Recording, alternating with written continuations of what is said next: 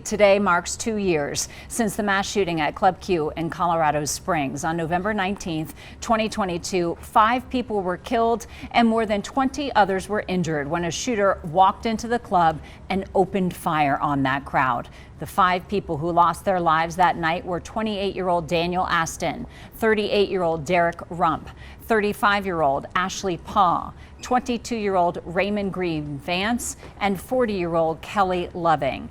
2 years later, some of those affected by the shooting are fighting back. As we've reported last night, victims' family members and survivors have filed federal lawsuits against former El Paso County Sheriff Bill Elder, the County Board of Commissioners, and Club Q owners. News 5's Noah Kaplan heard their claims in person today. Survivors and family members of those killed in the Club Q mass shooting speaking out, sharing their stories as they claim had law enforcement and Club Q done their jobs, this shooting never would have happened. It's been 2 years since that tragic event, yet the pain and memories remain as vivid as if they were yesterday. And painful memories coming to life again 2 years later. For many of us, this isn't something that simply gets better. With time, it's something we carry with us in countless ways every day. 4 survivors shared their own stories. Raymond Green's mother, Adriana Vance, concluded the speeches, tearfully sharing how the loss of her son, Raymond Green, leaves a scar that will never heal. I saw him and I touched him and I kissed his cold body. He was gone. After that day, I would wake up in a state of terror, and I still do, just not as much.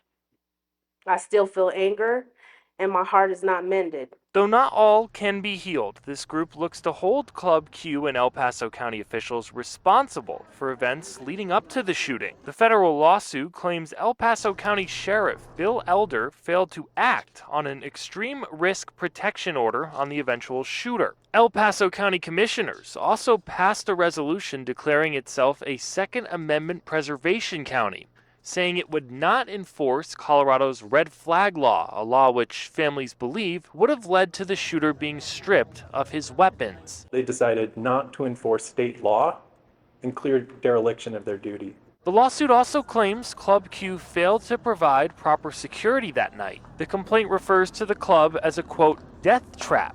Prior to the COVID-19 pandemic, the lawsuit states Club Q had 5 security guards, including one who was armed. After the pandemic, that security team was reduced to 2, neither armed. Often I am woken up by nightmares, gunfire, and explosions that sound so real to me that I'm jolted awake. Survivors saying how 2 years to the day, they are still recovering both physically and emotionally. Physically, I've come a long way, but the emotional scars are much harder to heal. People say time heals, and to me that's so cheap. I can't drive, and I can't cook by myself. I can't even take my dogs for a walk. Noah Kaplan, News 5.